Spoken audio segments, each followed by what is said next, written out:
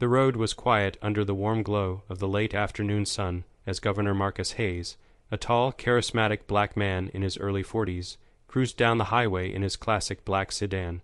He had just wrapped up a town hall meeting in a small suburb and was looking forward to an evening with his family. Dressed in an impeccably tailored suit and sporting a state-issued license plate, Marcus radiated confidence and calm authority. That calm was shattered by the sudden wail of sirens. In his rear-view mirror, a police cruiser loomed, its red and blue lights flashing. Marcus frowned but signaled to pull over, puzzled as to why he was being stopped. He hadn't been speeding, his tags were up to date, and his car, while ahead Turner, was far from suspicious. As he reached for his wallet, a feeling of unease began to creep in. He knew all too well how routine traffic stops could quickly escalate, especially for black men, even black men who happened to be the governor of the state. The officer approached slowly, his hand resting on his holstered gun. Marcus noticed the exaggerated swagger in the man's gait, the hostility in his posture. This wasn't a casual stop. License and registration. The officer barked, his eyes narrowing as he scanned Marcus from head to toe. "What are you doing out here in a car like this?" Marcus paused, raising his eyebrows slightly. "Good afternoon, officer," he said evenly.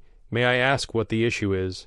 "Don't get smart with me." The cop snapped, his hand tightening on the butt of his weapon. "Step out of the vehicle." Marcus' calm facade didn't crack, but his mind was racing. This wasn't about a broken taillight or a missed signal. It was something else, something far uglier. He opened the car door and stepped out, towering over the officer but making no move that could be perceived as threatening. And then the cop said it, the words dripping with venom. "Men like you don't belong in cars like that." Marcus' heart pounded, but he didn't flinch. This wasn't the first time he'd faced this kind of prejudice. What the officer didn't realize yet was that this time he wasn't just messing with any black man. He was messing with the governor. Governor Marcus Hayes stood by the side of the highway, his presence commanding despite the tension crackling in the air. The officer, whose nameplate read R. Hanson, seemed oblivious to the rising storm he was creating. Hanson, a middle-aged white man with a buzz cut and a permanent scowl, was clearly enjoying this display of power. Hands on the hood, Hanson barked. Marcus hesitated. His training as a lawyer, a leader, and a black man taught him that every move mattered in moments like this. He wasn't afraid, he'd long since learned to channel his fear into focus, but he was angry. He knew this wasn't about a traffic violation. It was about the color of his skin and the assumptions attached to it.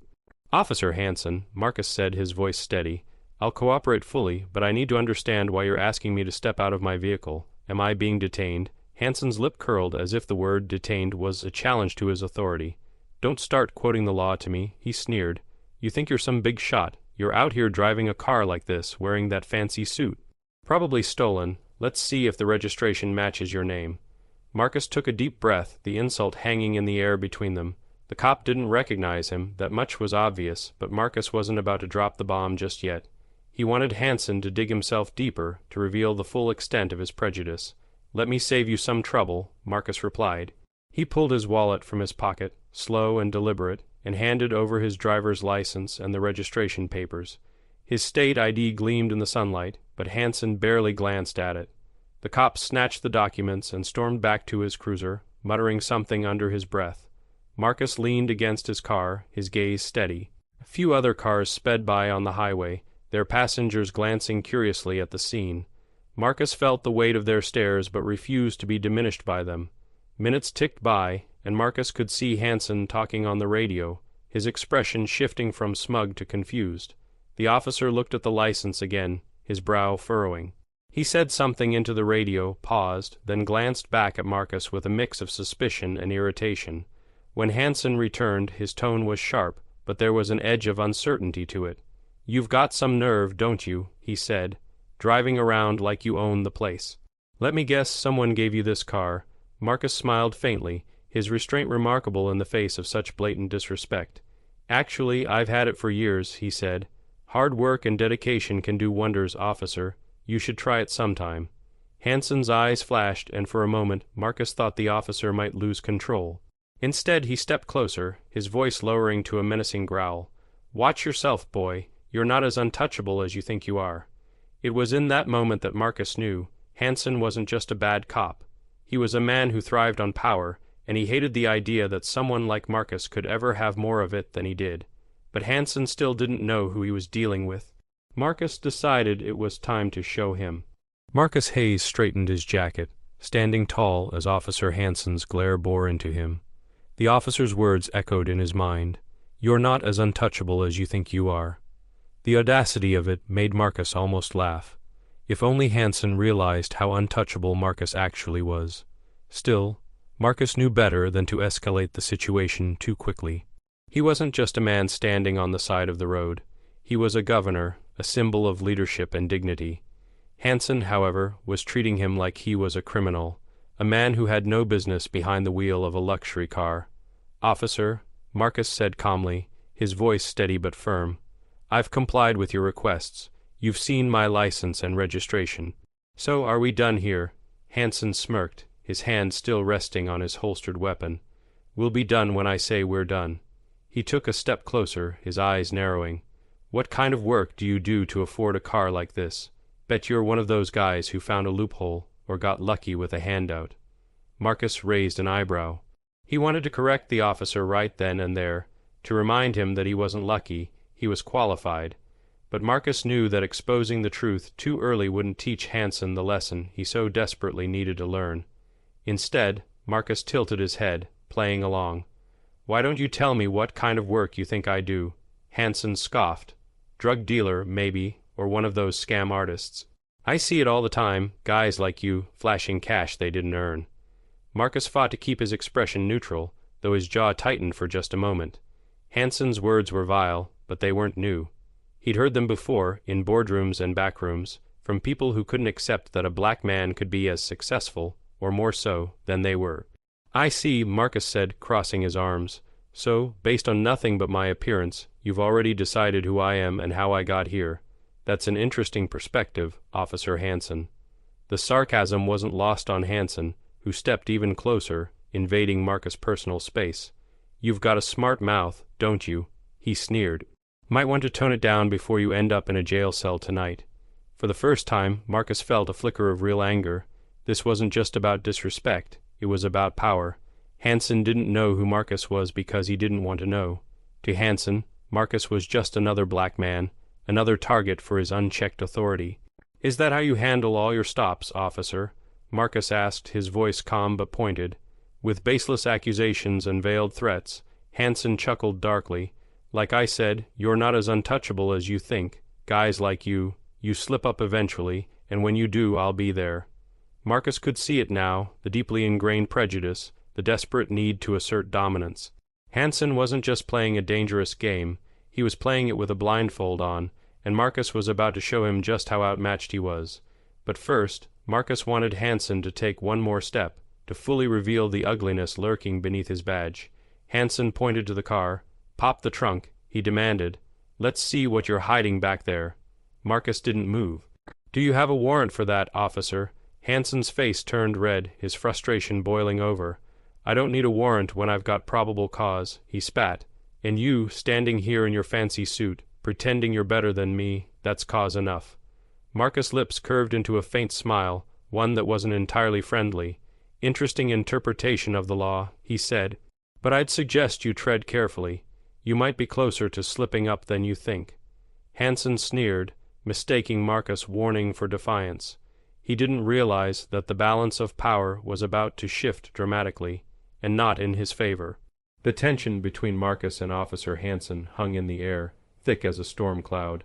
Cars zipped by, their drivers slowing just enough to catch a glimpse of the scene unfolding on the side of the highway.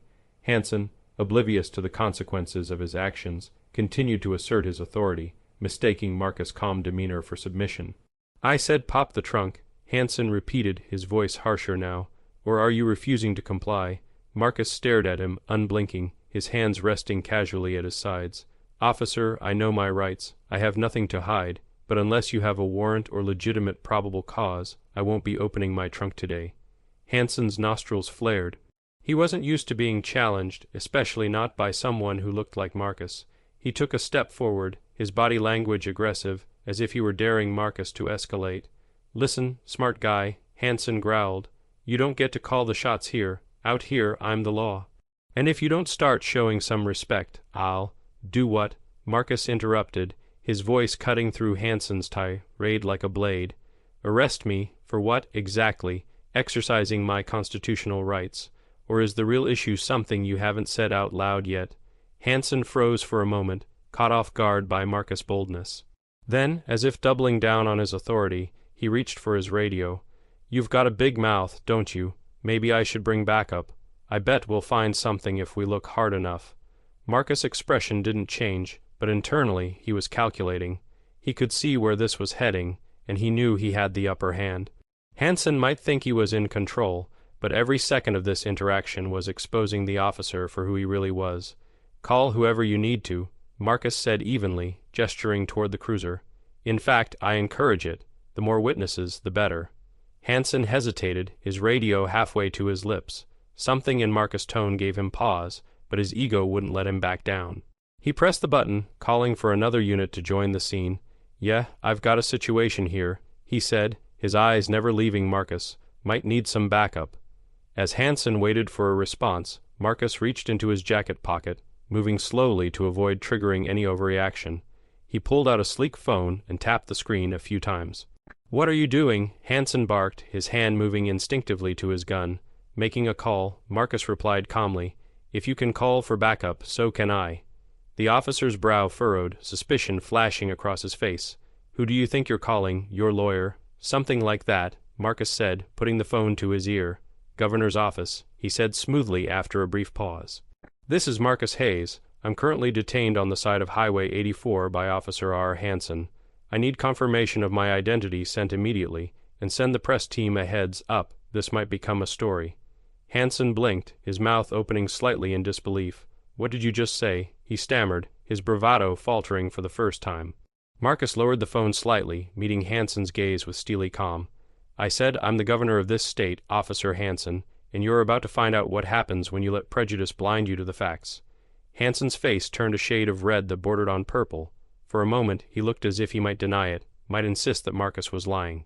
But the state-issued license plate, the impeccable suit, and Marcus' unshakable confidence told a story Hansen could no longer ignore. The radio crackled, signaling that backup was on the way. Hansen glanced at his cruiser, then back at Marcus, his expression shifting from anger to uncertainty. He'd pushed too far, and now he was caught. Marcus didn't gloat, didn't smirk or taunt the officer. Instead, he stood silently, watching as Hansen wrestled with the realization that he'd made a critical mistake, and as the sound of approaching sirens filled the air, Marcus knew the real lesson was only just beginning. The approaching sirens grew louder, their wail slicing through the tension like a razor. Officer Hansen shifted on his feet, glancing nervously at Marcus, then back at the road. The realization was sinking in now. He'd stopped the wrong man, and the consequences were hurtling toward him at full speed. Marcus stood still, his expression composed but unyielding. In his years as a leader, he'd mastered the art of silence, letting the weight of a moment press on his opponent without a single word. Hansen's bravado was unraveling before his eyes, and Marcus wasn't about to intervene. 2 squad cars pulled up, their lights flashing in the fading sunlight. The doors opened, and 2 officers stepped out, 1 male and 1 female. Both wore crisp uniforms and expressions of curiosity as they surveyed the scene. The male officer, a stocky man with salt and pepper hair, walked over to Hansen. "What's going on here?" the officer asked, his tone professional but firm. Hansen, visibly flustered, cleared his throat. "A traffic stop," he said, avoiding eye contact with Marcus. "I pulled this guy over for suspicious behavior." The female officer's gaze flicked to Marcus, who was standing as calm as ever, his hands resting lightly at his sides. Her eyes narrowed slightly, and Marcus could see the gears turning in her mind. She recognized him, or at least suspected who he was. "Suspicious behavior?" she asked, raising an eyebrow. "What kind of suspicious behavior?" Hansen faltered, his words tumbling out in a disjointed mess. "Well, he was driving this expensive car, and I thought, maybe it didn't belong to him." The male officer turned to Marcus, his expression skeptical. "Sir, do you mind telling us who you are?" Marcus nodded politely. "Of course. My name is Marcus Hayes. I'm the governor of this state." The air seemed to shift, a collective intake of breath as the words settled over the group. Hansen's face drained of color, his mouth opening and closing like a fish out of water. The male officer straightened up, his eyes widening slightly. "Governor Hayes," the female officer said, her tone immediately respectful. I didn't realize it was you." "I can see that," Marcus said dryly, his calm exterior betraying just a hint of the anger simmering beneath the surface. "And I'd appreciate it if someone could explain why I was stopped and treated as if I were a criminal." The male officer shot Hansen a sharp look. "Officer Hansen, is this true?" "Did you stop the governor without cause?" Hansen stammered, his earlier bravado now completely gone. I didn't know who he was. He was driving an expensive car, and I thought—" "You thought," Marcus interrupted, his voice cutting through Hansen's excuses. "You thought you'd judge me based on my appearance, is that it? You didn't ask questions, didn't verify anything. You assumed." The female officer stepped forward, her tone firm but measured. "Governor Hayes, on behalf of the department, I want to apologize for this situation. This is not how we operate." Marcus turned to her, his eyes steady. "I appreciate that, officer, but an apology from you doesn't address the real issue here. This isn't just about me. How many others has Officer Hansen treated this way? How many people didn't have the resources, the platform, or the privilege to stand up to him?" The question hung in the air, heavy with implication. Hansen looked down, his face a mixture of shame and defiance. He opened his mouth to protest, but the male officer silenced him with a sharp glance. "I think we need to take this back to the station," the male officer said grimly. "Governor, if you'd like to file a formal complaint, we'll make sure this is handled appropriately." "Oh, I'll be filing a complaint," Marcus said, his voice steady and commanding. "But this isn't just about paperwork. This is about accountability." Hansen looked as though he might crumble on the spot, but Marcus wasn't done yet. He took a step closer, his voice dropping to a low, powerful tone. "You see, Officer Hansen, your badge doesn't give you the right to disrespect or degrade anyone, no matter who they are, no matter what you think you know about them, and now everyone's going to see just how wrong you were." Hansen swallowed hard, his confidence utterly shattered. The backup officers exchanged uneasy glances, realizing this incident was about to become much bigger than a routine traffic stop. As the sun dipped below the horizon, casting long shadows across the scene, Marcus knew he had Hansen exactly where he wanted him. But the final blow, the one that would change everything, was still to come. The hum of the squad cars and the quiet murmur of passing traffic were the only sounds as the weight of Governor Marcus Hayes' words settled over the scene. Officer Hansen stood frozen, his face a patchwork of shame and defensiveness, while the other two officers exchanged wary glances. It was clear that this stop had spiraled far beyond their usual protocol. Marcus wasn't done. He wasn't angry for himself. He was angry for the countless others who'd been stopped and silenced, for those who couldn't fight back against the very system meant to protect them. Today, he wasn't just standing up as a governor, he was standing up as a man who understood what it meant to be marginalized and dehumanized. "Officer Hansen," Marcus said, his voice calm but sharp enough to cut through the silence, "do you know what the role of a public servant is?" Hansen looked up, startled. He opened his mouth to answer but quickly shut it, unsure if speaking would make things worse. "I'll tell you," Marcus continued. "A public servant exists to protect, to serve, and to ensure justice for everyone. Not just people who look like you, not just people you approve of, everyone." The female officer nodded slightly, her posture shifting as if she, too, felt the sting of Marcus' words. Hansen, however, bristled. His hands clenched at his sides, and his lips pressed into a thin line. Marcus could see it, the internal struggle of a man trying to hold on to power that wasn't his to abuse. "I've spent my entire career fighting for fairness and equality," Marcus said, taking a step closer to Hansen. "I've seen men like you before, men who think their badge is a shield for their biases. But let me make something very clear. You don't intimidate me, and you don't define me." The backup officers shifted uncomfortably, clearly caught between respecting their superior officer and the undeniable authority of the man standing before them. The male officer finally broke the silence. "Governor Hayes," he said, his voice carefully measured, "this is clearly a serious matter, and I assure you it will be investigated thoroughly." "I'm glad to hear that," Marcus replied, turning to face the officer, "because this isn't just about what happened here today. It's about what's happening in departments across this state, across this country. It's about making sure no one else has to stand on the side of a road being interrogated because of the color of their skin." The female officer nodded again, this time more visibly. "You're absolutely right, Governor, and we're going to do everything in our power to address this." Hanson's frustration boiled over. "This is ridiculous," he snapped, his voice rising. "I was doing my job. I didn't know who he was. How was I supposed to? How was I supposed to know?" Marcus interrupted, his voice suddenly louder, cutting through Hanson's outburst like a whip. "You weren't supposed to know who I was. You were supposed to treat me like a human being, like someone who deserved your respect and protection, and you failed." Hanson froze, his face a mixture of anger and fear. The other officers said nothing, but their silence was damning. Marcus pulled out his phone again, holding it up so everyone could see the screen. "This entire encounter has been recorded," he said. "Every word, every action documented, and not just for the public. I'm forwarding this to the State Attorney General's office, the Police Oversight Committee, and the press." Hanson's eyes widened, panic flashing across his face. "You can't do that," he stammered. "You can't." "Oh, I can," Marcus said, his tone cold now. "And I will, because people like you need to be held accountable. And not just for me, for every single person you've treated this way." The backup officers stood stock, still, their expressions unreadable, but Marcus could see the cracks forming in Hanson's confidence. His arrogance was crumbling, replaced by the realization that he was no longer in control. "And here's the irony," Marcus added, his voice softer but no less powerful. "I would have forgiven a mistake. If you'd stopped me for a legitimate reason, treated me with dignity, I wouldn't be standing here making a scene.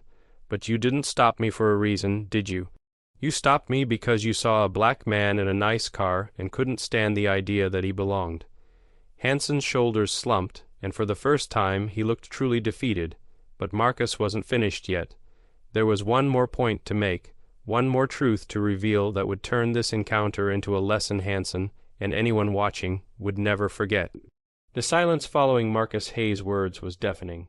Officer Hanson's defiance had wilted under the weight of the truth, and now he stood motionless, unable to meet the governor's gaze. The two backup officers looked between Marcus and Hanson, their unease palpable as they began to grasp the magnitude of the situation. Marcus took a slow step forward, his towering presence radiating calm authority.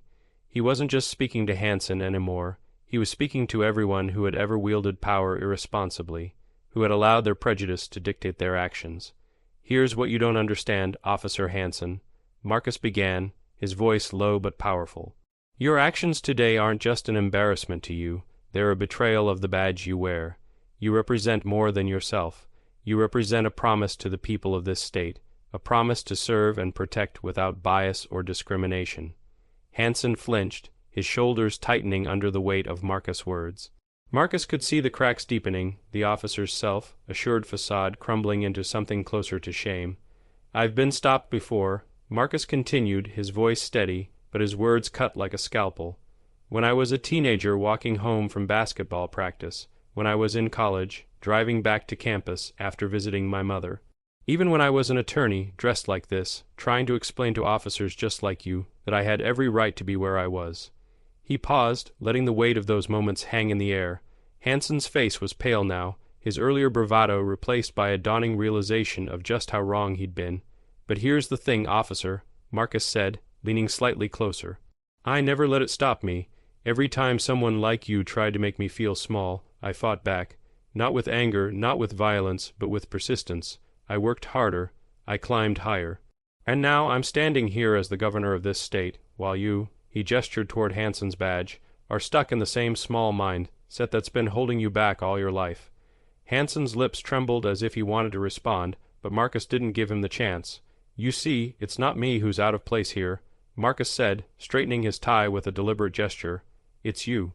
You're the one who doesn't belong in this car, on this highway, in this uniform. Because a public servant who treats people the way you treated me today isn't serving anyone but his own ego."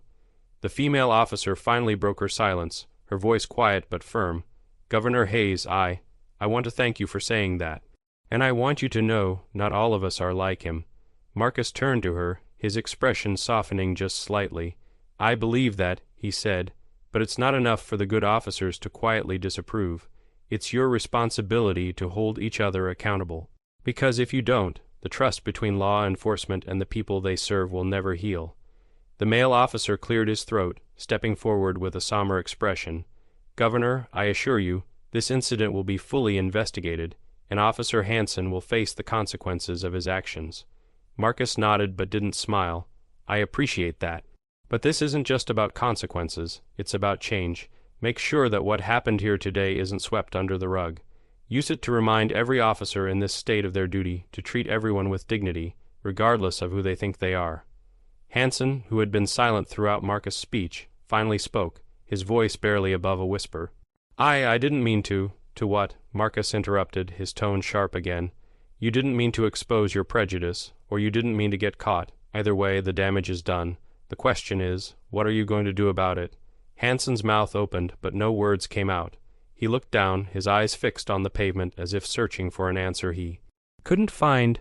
Marcus stepped back, his work almost done. But before leaving, he turned to the backup officers one final time. This is a moment to remember, he said, not just for him, but for all of us. Because every time someone is stopped, searched, or detained without cause, it erodes the very foundation of justice we claim to stand for. The weight of his words lingered as Marcus stepped toward his car, leaving Hansen to grapple with the gravity of what had just unfolded. But Marcus knew he wasn't finished, not yet. He had one last move to make, one final message to send. As Marcus Hayes opened the door to his sleek black sedan, he paused. The sun had dipped below the horizon, leaving the scene bathed in the cool glow of twilight. Hansen stood stiffly by his cruiser, his face a storm of shame and anger, while the backup officers watched silently, their expressions unreadable. Marcus turned back, his gaze locking onto Hansen one last time. His voice, calm and steady, carried an unmistakable finality. Officer Hansen, he said, you'll likely spend the next few days trying to justify your actions, convincing yourself you were just doing your job. But deep down, you know the truth. You know this wasn't about law enforcement. It was about your assumptions, your prejudices. And that's something you'll have to live with. Hansen flinched, but Marcus wasn't done.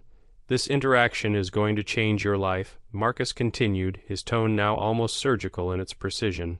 Not because of who I am, but because of what you've revealed about yourself.